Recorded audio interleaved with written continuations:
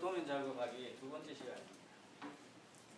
제가 첫 번째 시간에는 전체적인 아웃라인 말씀드렸어요. 시간 안에 해야 된다. 외형이 중요하다는 거, 외형 사이즈가 중요하다. 거기에서 가장 감점이 많이 된다는 걸 말씀드렸는데, 오늘 제가 도면 작업하기 두 번째 시간에 그 안에 들어가는 어떤 그 도면 작업마다에서 나타나는 특이한 것들, 이건 나 생전 처음 보는데, 이건 어떻게 작업해야 되는지 어떤 기법에 대한 거에 대해서 말씀을 드릴게요. 근데 첫 번째 수업 한 거 하고 지금 제가 말씀드린 거하고 중복된 것도 많고, 이미 한 6개, 7개 하신 분들은 이걸 아는 내용이에요.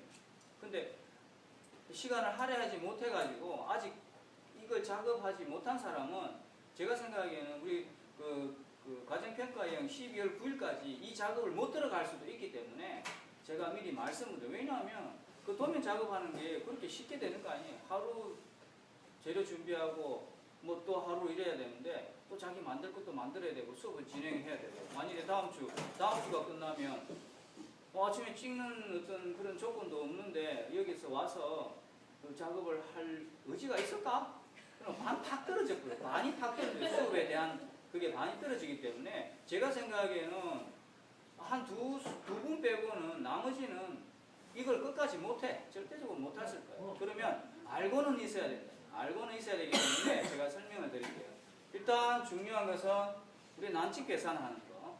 항상 도면이든 반지든 난집은 나오게끔 되어 있어요. 그러면 외형을 나왔을 때는 외형에다가 음판 두께를 바로 빼서 곱하기 3.14 하시면 대충의 길이가 나옵니다. 여기서 대충이라고 할 수밖에 없는 것은 이게 선이 아니기 때문에 두께를 가지고 있는 것을 무엇을 만들고, 여러분들이 또 이렇게 말아 올릴 때 세게 두드리든 어떤 적게 두드리든 어떤 그런 영향이 있기 때문에 딱 맞아 떨어지진 않습니다. 그러면 조금 모자라면 붙이든가 남으면 잘라서 그쪽에서 원하는 치수대로 정확하게 맞춰주셔야 돼요. 마지막에. 아시겠습니까? 마지막에는 맞춰줘야 돼요. 선생님, 난 계산대로 했는데 일이 나왔어요. 그게 중요한 것이 아니라 계산대로 하고 나서 걔네들이 원하는 난집 사이즈, 안지름, 바깥지름이 나와줘야 된다. 왜 그러냐면 과정평가형은 세팅까지 해야 되기 때문에 R을 세팅해야 된다. R을 세팅할 때는 제가 뭐라 말씀드렸어요? 남발이 R하고 딱 맞아야 세팅하기가 쉽지, 한쪽이 멀면 이거 끌어당기기가 어렵습니다. 세팅은 가장 쉬운 것은 난집을 어떻게 정확하게 하는가에 따라 다르지, 잘못해놓고서 세팅을 잘한다라고 해서 만들어지는 게 아니에요. 일단 난집만 잘 만들면 그 다음 세팅은 문제가 없다. 그러면 그건 난집 문제고, 그리고 어차피 과정평가형 그거 할 때는 센치를 재볼 거란 말이에요. 그래서 오차가 나면 안 된다. 그래서 난집 계산법. 그래, 난집 계산법도 마찬가지. 지름을 표시할 때도 있고, 지금 반지 나가 있는 도면 보면 반지름이 나와 있어요. R이라고 반지름 나와 있어요. 그래, 지름, 바깥에서 하는 거 안지름 계산하다가 R인 거 8.5 하는 거 그냥 8.5로 지름인 줄 알고 계산하면 안 돼요. 반지름은 곱하기 2죠. 이걸 해야 돼요. R 되어 있으면 반지름이구나. 2배를 해야 된다는 거 설명에 나와 있어요. 그러니까 그거 유의하시고, 두 번째, 우리가 자주 할 수 있는 게 사각형 또는 팔각형 이런 거 나올 때 여러분들이 접기를 하셔야 되는데, 선생님 나 사각 원방에 접을 거예요. 10, 10이면 10, 10, 10 이렇게 쪼개가지고 이렇게 해서 따닥따닥 접으면 끊지 않는 이상 여기에 0.1의 어떤 붙어있는 부분이 있기 때문에 마지막에 가면 이렇게 될 가능성이 거의 100%입니다. 그러면 사각이면 기역자 2개를 꺾으셔야 돼요. 그래, 기역자 2개를 만들어서 땜은 이쪽에 2개만 하시면 약간 사각이 나오고, 여기서 10mm를 원하면 여기서 내가 이거 땜 하려고 일부 직전에 살짝 한번 재보니까 11이 나오다. 그럼 여기서 조정을 하시면 돼요. 딱 만들어 놓고 여기는 10이고 여기는 11 나오면 데미지가 큰다. 또다시 잘라서 해야 돼요. 지금 여러분들하고 제가 도면 작업할 때는 연습이니까 이런 거 연습이니까 뭐 이번에는 이렇게 하자는 넘기지만 시험장에는 그게 끝이지 않아요. 그러니까 곱하기 10, 12 이러면 정확히 12로 나와야 된다. 나와야 돼. 그러니까 꺾기 작업할 때는 무조건 기역자 꺾든가 팔각형 꺾든가 하면 반을 쪼개야 돼. 다 말려고 하지 마시고. 그리고 꺾기 할 때 줄지를 우리가 이제 내가 곱하기 10씩 기역자로 끄려면 이 정도 줄지를 하시잖아요. 그러면 90도로 여기 줄질하고 나서 바로 꺾어버리면 딱 끊어집니다. 100%. 그러면 제가 뭐라 했어요? 한 45도로 꺾고 나서 여기에 댐을 폭이 요 정도면 여기에 한 3분의 1 정도 댐을 잘라서 해야지 그득하게 해가지고 해보면 꺾이질 않아요. 또 안에 꽉 차가지고. 댐을 하라 하니까 여기서 여기까지 막 그득하게 엮으면 그건 꺾이질 않아요. 정말 조금 여기서 폭이 요 정도 된다면 여기서 한 3분의 1 정도짜리 대문을 잘라서 여기서 조금 묻혀놓고 꺾으면 부러지지 않습니다. 꺾을 때도 마찬가지입니다. 정반을 이용하셔야 돼요. 정반을 집게로 꺾는다든가 하시면 이게 틀어질 가능성이 많아요. 이렇게 꺾어야 되는데 이렇게 꺾일 가능성이 많으니까 정반에 딱 떼놓고 딱 하면 걸리잖아요. 그럼 이게 나무망치 툭툭 치면 얘가 딱 이리 내려온다고. 아주 조심하셔야 돼요. 그죠? 꺾을 때는. 그래서 꺾는 작업 있을 수 있다. 그 다음에 우리는 여기 그 과정평가형은 여기서 실기를 치기 때문에 여기 가지고 있는 도구 이제 그쪽에서도 나와 있겠죠. 뭐 핀셋 집게, 불대 막 이런 게 다 필요하다고 되어 있는데 우리가 저 도면을 작업을 하다 보면 그 밑에 내화용 벽돌 옆에 또 이런 거 기울게 할 때는 또 뭔가 받쳐야 되는 거. 그러니까 지금 여러분들이 도면 작업할 때 이거 필요하더라. 예를 들어서 뭐 높이를 해야 할 때 뭐 필요한 것들 있잖아요. 사소한 것들을 다 챙겨야 돼. 챙겨야 돼. 그때는 쓰고 이거 갖다 놓고 하면 나중에 시험장에 쓰면 그게 딱 맞는 게 없잖아. 내가 도면 한 개 할 때마다 요거 도구가 필요하다. 그럼 딱딱 챙겨놔야지. 그죠? 내화벽돌 깨진 거든 적은 거든 내가 옆에 받칠 때 요거 깨진 게 필요하더라. 그럼 챙겨놔야지. 저 갖다 놔두면 시험장에 그런 게 나오면 또 그걸 찾으러 가고 쪼개야 되고 일이 많잖아. 그죠? 그 일 챙겨야 되는데 특히 원을 만드실 때 템플릿 세트 자를 쓰시면 돼요. 콤파스를 쓰는 것보다 템플릿 자를 쓰고 쓰셔야 돼요. 그죠? 내가 원을 뭐 우리가 콤파스를 이렇게 하는 것보다 아니면 손으로 그리는 것보다 자를 대고 쓰셔야지.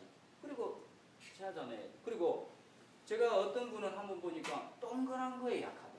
동그란 걸 만드는 거. 그럴 때는 우리가 줄지를 동그란 거에서 라인 바깥으로 이렇게 톱질을 했단 말이야. 그럼 줄지를 하셔야 되잖아. 그럼 이런 작업이 능숙하지 않으면 자꾸 질선이 되거든. 그럴 때는 핸드피스 바에 다이아몬드 바 있죠. 그걸로 이렇게 작업을 해야 돼. 자기가 익숙하지 않기 때문에. 줄질은 아무래도 직선으로 갈 가능성이 있어. 이렇게 익숙하지 않기 때문에. 그럼 사포 바도 되죠. 네, 사포 바도 핸드피스 바로 이렇게 내가 이런 작업이 익숙하지 않으면 바로 이렇게 윙윙윙 돌리면 똑같이 윙윙 깎일 거 아니야. 만약 이렇게 돌리면 이쪽만 홈입하면 이거 이상하다. 자꾸 이상하다 하면 원래 10이어야 되는데 5 나온다고. 자꾸 깎아놓은 거야. 그래서 내가 이 작업을 동그란 게 약하다 하면 핸드피스 바를 가지고 내가 윙 돌리니까 그럴듯하게 나온다. 그럼 그 작업해. 도구를 어떻게 사용할 것인지를 본인이 도면 작업하면서 알아요. 그 다음에 네 번째 한번 보시면 이 도면에 나오는 게 또 특이한 게 있어요. 전대기라고 있어요. 예를 들어서 사각선재를 여기에 나오는 판에다가 그냥 사각선재를 대는 건 해봤다. 그죠? 해봤어요. 근데 대신에 사각선재 대실 때 요 안에 이쪽에 선재 대실 때 바깥으로 땜 하지 않고 안쪽으로 땜 하는 건 아실 거죠? 그죠? 바깥으로는 절대 안 들어갑니다. 안쪽으로 땜. 무슨 얘기냐면 내가 이게 판이 있는데 사각선재를 이렇게 딱 대려고 하면 바깥으로 대면 얘가 미끈하기 때문에 들어갈 곳을 못 찾아요. 그러면 이쪽으로 땜을 하셔야 된다라는 얘기죠. 만일에 이쪽으로 하지 않고 바깥으로 할 수밖에 없다면 이 모서리 있죠. 모서리. 이렇게 돼요. 이 모서리를 줄지를 한번 살짝 주고 하면 요 틈이 있기 때문에 땜이 들어갑니다. 땜이 들어갑니다.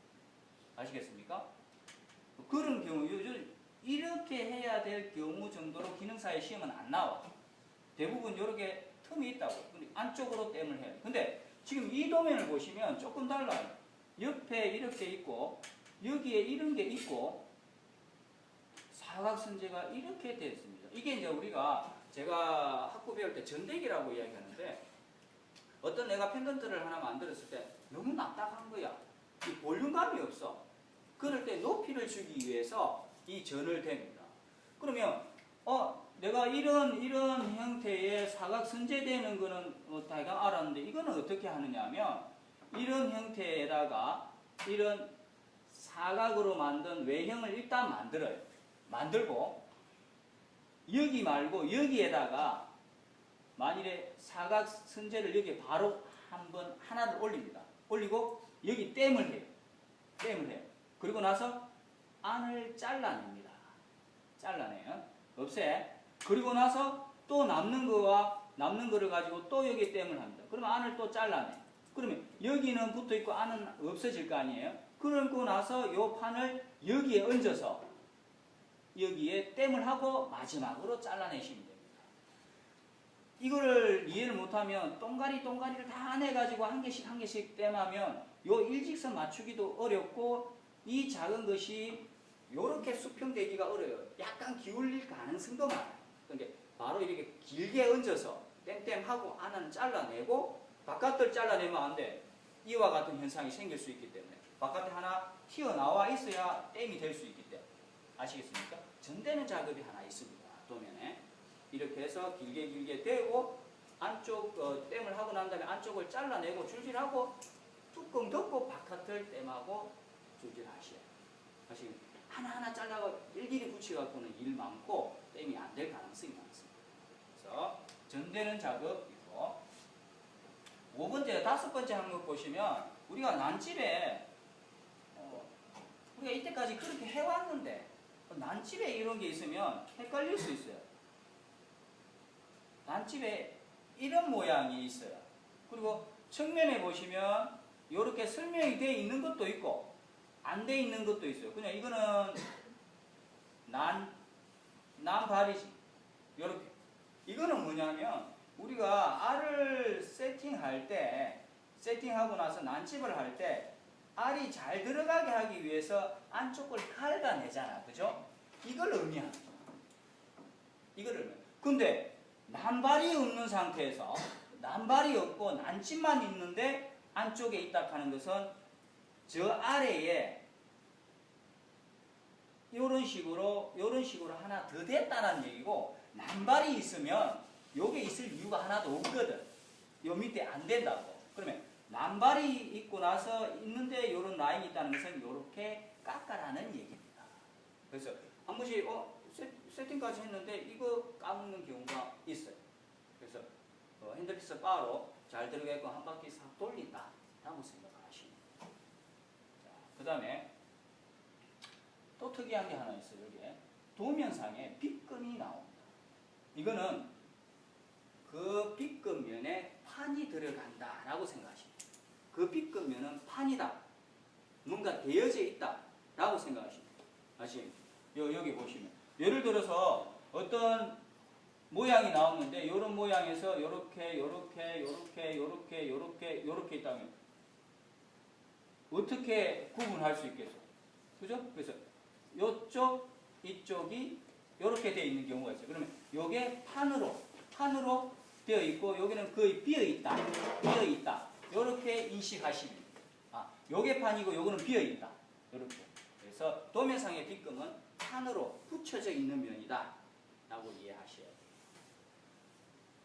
자, 그리고 우리가 선제에 있어서 재료가 나오는 데 있어요. 1.1 곱하기 1.1 나오는 것은 사각 선제를 이야기하는 거고 지름 해가지고 1.1 나오는 것은 원 선제, 원으로 된 선제를 이야기합니다.